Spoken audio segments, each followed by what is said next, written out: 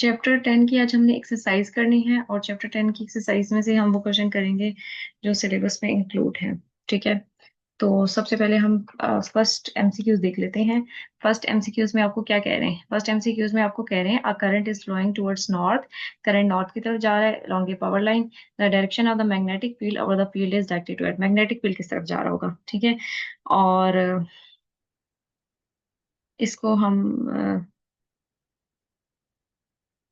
यहाँ से भी देखते जाते हैं। ठीक है। ये ये मैंने अच्छा किया कि इस पे फिगर बनी हुई है तो मैं आपको दिखा भी देती हूँ। हो गया।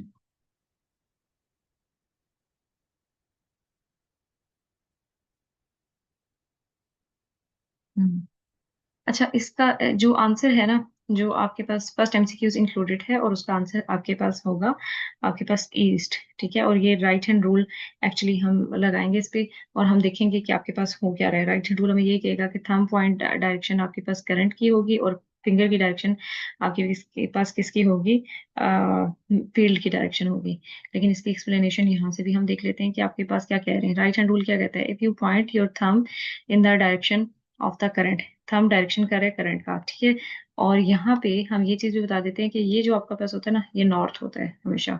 अगर आप ऐसे बनाए ना तो ये आपके पास नॉर्थ होता है और ये आपके पास साउथ होता है। यहाँ पे आपके पास आ जाता है ईस्ट और यहाँ पे आपका आ जाएगा वेस्ट। अगर आप अपना राइट हैंड लें तो वहां से भी आपको पता चल जाएगा कि ये आपके पास थंब पॉइंट आ जाएगा और ये इसकी कर्ल आ जाएगा। ठीक है। इससे भी हमें पता चल रहा है कि थंब जो है वो करंट की डायरेक्शन है। ठीक है। और जो ये कर्ल करें फिंगर, ये मैग्नेटिक फील्ड की डायरेक्शन है। ये ईस्ट लिखा हुआ है और ये डायरेक्शन किसकी होगी? मैग्नेटिक फील्ड की। ठीक है। Your according to the right hand rule आपने अगर क्वेश्चन आ जाता है ना इसमें से, क्योंकि एमसीक्यू में से क्वेश्चन भी बना सकते हैं वो, तो आप कहेंगे कि आपके पास थंब किसको बता रहा है? डायरेक्शन बता रहे हैं करंट की नॉर्थ पे, और जो फिंगर है वो डायरेक्शन मैग्नेटिक फील्ड बता रहे हैं। Since the tangent drawn to the magnetic field line at a point give the direction the magnetic field at this point, direction at this point about the current flowing power line will point toward the east। ये तो मैं ऐसे ही पता चल रहा है कि भाई ईस्ट की तरफ होगा। ठीक है। और जी, फर्स्ट एमसीक्यूज ये था और उसके बाद सेकंड एमसीक्यूज देखते हैं आपके पास क्या है। सेकंड एमसीक्यूज इंक्लूड भी है या नहीं है? सेकंड एमसीक्यूज जो है वो आपका नहीं है। सेकंड 10.2 और 10.3 नहीं है। बाकी आप करोगे 10.4। ठीक है। सिलेबस में 10.4 आप करोगे और 10.4 में आपको क्या कह रहे हैं? 10.4 में आपको कह रहे हैं the force exerted on a wire of 1 meter length carrying 1 ampere current placed at right angle to the magnetic field is called। ठीक है। अच्छा, अब इसमें से क्या कह रहे हैं कि जो आपके पास फोर्स एग्जर्ट करी होगी 10.4 में, वो क्या वैसे उन्होंने डेटा की वैल्यू दे दी हुई है। ठीक है। आप समझे कि शायद कोई न्यूमेरिकल है, बट एक्चुअली इसका आंसर जो है वो क्या होगा आपके पास? सी ऑप्शन होगा, मैग्नेटिक इंडक्शन। कह रहे हैं कि फोर्स एग्जर्ट करी किसी 1 मीटर लेंथ पे करी है और करंट उसमें से ये फ्लो कर रहा है at right angle to magnetic field, तो उसको आप क्या कहेंगे? उसका आंसर आपके पास सी होगा। और यहाँ पे देख भी लेते हैं। देखें, force per unit length is a current carrying wire perpendicular to magnetic field define the magnetic induction. Magnetic induction define करता है। अब कैसे डिफाइन करता है? जो जो उन्होंने डेटा दिया हुआ उन्होंने हमें कहा था, आपको देखें उन्होंने यही कहा ना, इतनी फोर्स लग रही है, इतनी करंट पे लग रही है और इतनी लेंथ है। ये चीज उन्होंने बता दी। और साथ ये 1 एम्पियर का था, 1 मीटर का था और एंगल उन्होंने 90 का परपेंडिकुलर का हुआ था, तो उसका मतलब एंगल 90 है। ठीक है। तो वो तो सिंपल है। एफ का फॉर्मूला किसके बराबर था? ये हमने फर्स्ट टॉपिक में पढ़ा था, F is to I L B. और यहाँ से अगर आप निकालें, बी को साइड पे ले लें, तो आपके पास क्या बन जाएगा? F divided by I L B. तो ये तो जो बी है ये आपके पास क्या है? आपके पास मैग्नेटिक इंडक्शन है। क्या है? Magnetic induction. तो यहाँ से आपको पता चल गया कि भाई आपका आंसर क्या हो जाएगा? ऑप्शन बी हो जाएगा। ऑप्शन सी हो जाएगा, मैग्नेटिक इंडक्शन हो जाएगा। ठीक है। 10.4 के बाद 10.5 भी इंक्लूड है। ठीक है। 10.5 जो है इंक्लूड है इसका। इसमें उन्होंने फ्लक्स डेंसिटी, अब जाहिर सी बात है ये मैग्नेटिक फ्लक्स डेंसिटी की बात हो रही है, तो उसकी आपने फ्लक्स डेंसिटी इज यूनिट के हिसाब से बताना है। डिफरेंट यूनिट है, आपने बताना है कि करेक्ट कौन सी यूनिट है। तो इसकी करेक्ट यूनिट जो है वो आपके पास ऑप्शन ए है। हम इस ऑप्शन को देख भी लेते हैं कि हमारे पास ये कैसे ऑप्शन ए यूनिट बन रही है। ठीक है। तो तो इधर तो उन्होंने निकाली नहीं, हाँ वैसे खुद भी आप निकाल सकते हैं, हमने निकाली भी हुई है यहाँ पे।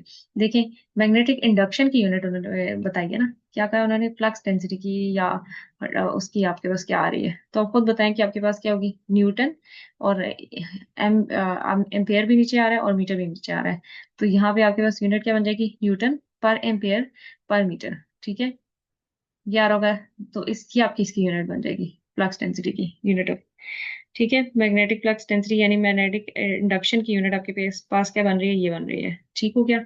अच्छा, उसके बाद आपके पास 10.6 में आपके पास क्या कह रहे हैं, a moving charge particle is surrounded by, moving charge particle जो है वो किससे सराउंडेड है, वो मूविंग चार्ज, अब ये चीज मैंने आपको बहुत दफा समझाई है कि चार्ज जब मूव कर रहा होता है तो वो किस किस से होता है, क्योंकि अगर रेस्ट पे चार्ज है तो सिर्फ इलेक्ट्रिक फील्ड होगी, आज चार्ज मूव कर रहा है तो उसके सराउंडिंग में मैग्नेटिक फील्ड भी होगी और इलेक्ट्रिक फील्ड भी, तो इसका आंसर जो होगा वो कौन सा वाला होगा, ऑप्शन होगा ऑप्शन सी, इसमें बहुत इलेक्ट्रिक और मैग्नेटिक फील्ड। देखें यहाँ पे अगेन उस चीज को एक्सप्लेन किया हुआ है, a charge particle at rest produces an electric field, अगर वो रेस्ट पे है तो वो सिर्फ इलेक्ट्रिक फील्ड प्रोड्यूस करेगा, और अगर पार्टिकल मूव कर रहा है यूनिफॉर्म मोशन के साथ तो उसके सराउंडिंग में मैग्नेटिक फील्ड भी होगी।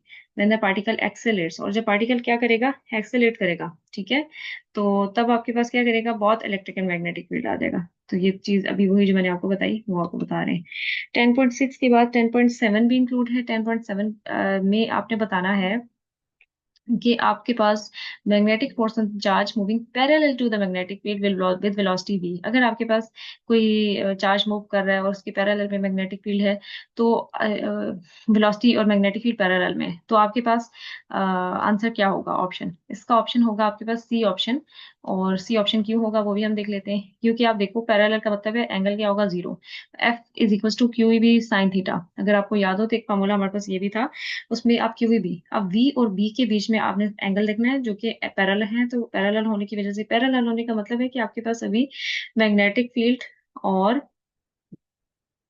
आपके पास अभी मैग्नेटिक फील्ड की डायरेक्शन और वेलोसिटी की डायरेक्शन दोनों की क्या हो रही है, सेम हो रही है, सेम होने का मतलब एंगल जीरो होगा, जब साइन जीरो पुट करें, साइन जीरो जीरो होता है, तो सारी वैल्यू के क्या बना देगा, जीरो, इसीलिए उसकी ऑप्शन हमने कौन सी चूज किया, ऑप्शन सी, हमने जो ऑप्शन चूज की वो हम क्या कहते थे, सी सी, यानी जीरो आंसर होगा, ठीक है।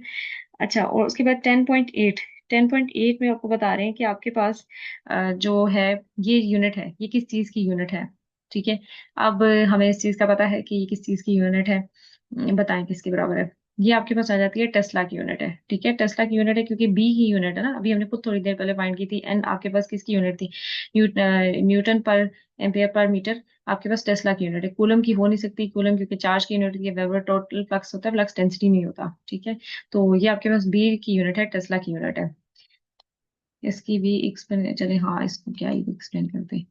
अच्छा, और उसके बाद 10.9 भी आपका है इंक्लूड, 10.9 में आपको क्या कह रहे हैं, 10 में 9 में आपको कह रहे हैं electrons file moving perpendicular through a uniform magnetic field, इधर आपके पास आर, जब इलेक्ट्रॉन क्या कर रहे हैं, यूनिफॉर्म मैग्नेटिक फील्ड से परपेंडिकुलर मूव कर रहे हैं, तो क्या करेंगे।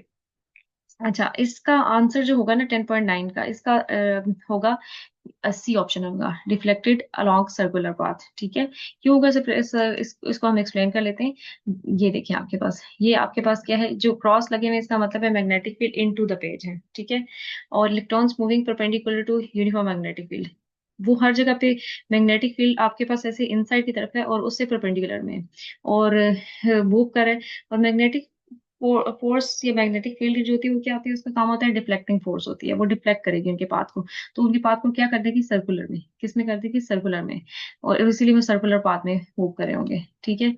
अच्छा, उसके बाद आपने क्या करना है, इसलिए हमने उसका आंसर बता दिया कि आपके पास क्या है, सी ऑप्शन है, ठीक है। इसके बाद 10.10 है, 10.10 जो है वो नहीं है आपके सिलेबस में, ठीक है, उसके बाद हम शॉर्ट करते हैं।